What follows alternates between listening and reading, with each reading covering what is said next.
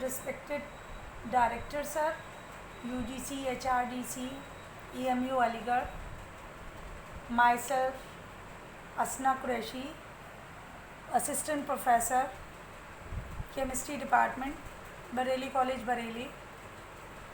आज मैं आपके सामने story life is a gift के बारे में अपने कुछ उद्गार व्यक्त करूंगी। सबसे पहले तो जैसे इस स्टोरी में बताया ही गया है कि हम किसी के बारे में भी बुरा सोचने से पहले हमें ये सोचना चाहिए कि सामने वाला जो है, सामने वाला वो बोल ही नहीं सकता, और यदि हमें ऊपर वाले ने बोलने का दिया है, बोलने की ताकत, हम बोल सकते हैं, तो हम क्यों ना हम अपने मुंह से अच्छा बोलें, ना कि बुरा बोलें। और किसी भी अब जैसे खाना होता है, खाने के लिए हम कंप्लेंट करते हैं कि इसके अंदर नमक कम है, इसमें मिर्च कम है, इसका टेस्ट अच्छा नहीं आ रहा है, तो हमें उन लोगों के बारे में सोचना चाहिए जिनको 2 वक्त तो दूर की बात है, 1 वक्त की रोटी भी नहीं मिलती है, और हमें अल्लाह ताला ने सब चीज़ दी है, और फिर भी हम जो है छोटी छोटी कमियों को कर करके अपनी ज़िंदगी को में टेंशन्स भरते हैं, और ये कहते हैं कि कंप्लेन करते हैं कि अरे हमें अच्छा हस्बैंड नहीं मिला, अच्छी वाइफ नहीं मिली।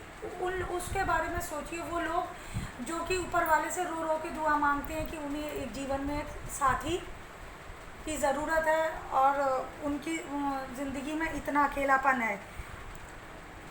और हम अपने बच्चों के लिए हम कहते हैं कि हम अपने बच्चों के लिए कंप्लेन करते हैं कि हमारे बच्चे ठीक नहीं हैं, ख़राब हैं।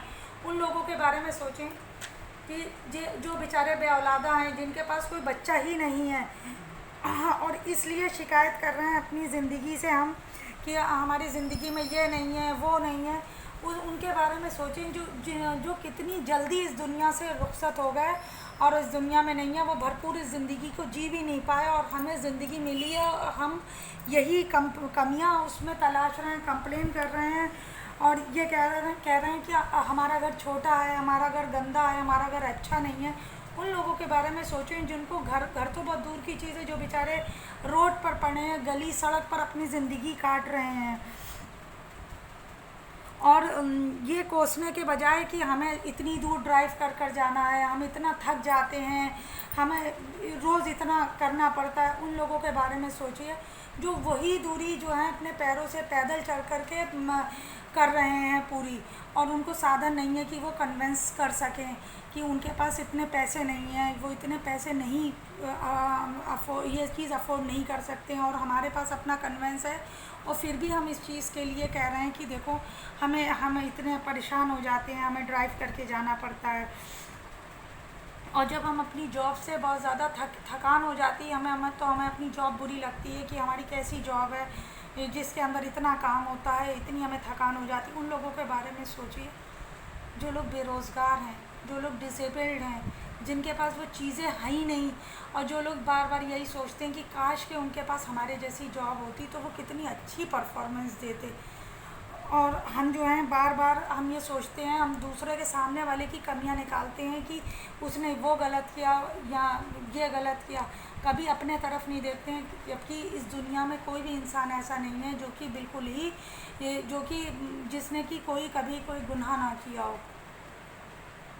सारे ही लोगों ने, कोई भी ऐसा दूध का धुला नहीं। इसलिए हमें सिर्फ अपने तरफ देखना चाहिए कि हम जो कर रहे हैं वो ठीक कर रहे हैं। हमें भी उस के सामने आंसर देना है, उस अल्लाह के सामने कि हमने क्या किया।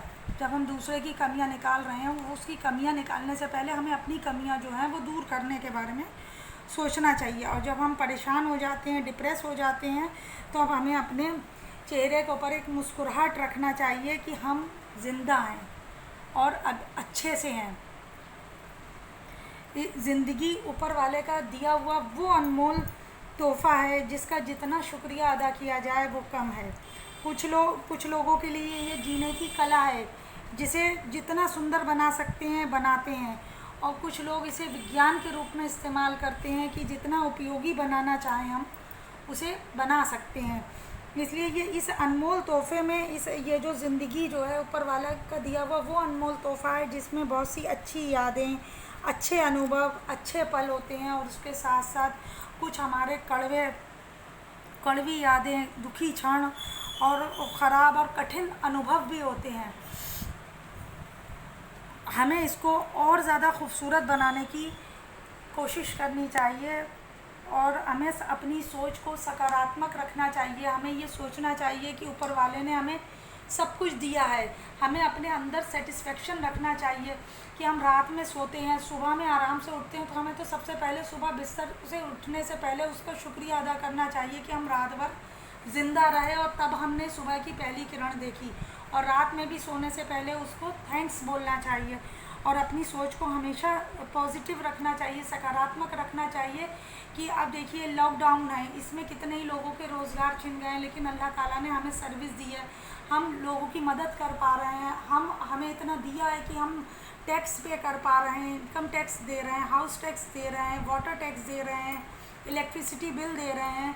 सब चीज़ अपने सही समय पर जा रही है, और हम सुकून की ज़िंदगी जी रहे हैं। अपने बच्चों की लायबिलिटीज़ वो सब उठा पा रहे हैं, और किसी तरीक़े की कोई परेशानी नहीं है। तो ये एक बहुत बड़ी चीज़ है, हमारा बहुत बड़ा अचीवमेंट है, और ऊपर वाले कि हमारे ऊपर बहुत बड़ा जो है हाथ है कि और हमें अपने ऊपर कनात रखनी चाहिए।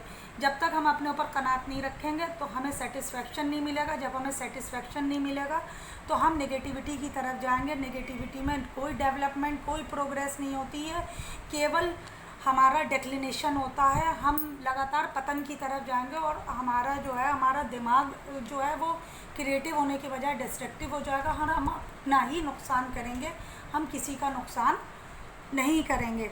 तो इसलिए हमें हमेशा दूसरों की मदद करनी चाहिए, और हमें कोई भी बात जो है अपने मुंह से हम अगर अच्छा नहीं निकाल सकते, बुरा भी नहीं निकालना चाहिए, क्योंकि हर चीज़ यूनिवर्स में जाती है। जो भी हम अच्छा करते हैं, बुरा करते हैं, सब यूनिवर्स में जाता है, और पलट कर वैसा ही हमें मिलता है। अगर हम अच्छा बोलेंगे तो हमारे साथ अच्छा होगा। जैसे कि न्यूटन का थर्ड लॉ है भी कि हर एक्शन का रिएक्शन होता है। तो जैसा हम एक्शन करेंगे बिल्कुल वैसा ही रिएक्शन होगा, और हम जैसा करेंगे वैसा ही हम पाएंगे। और हमें हमेशा खुशियाँ फैलानी चाहिए। जैसे कि फूल होता है, वो बहुत कम समय के लिए, उसका जीवन बहुत कम होता है, लेकिन वो जितने भी समय रहता है तो अपनी प्रेजेंस से सब तरफ खुशियाँ ही फैलाता है। तो हमें भी अपना किरदार ऐसे ही रखना चाहिए कि हमारी वजह से किसी को जो है खुशी मिले। हमें हमेशा यही कोशिश करनी चाहिए।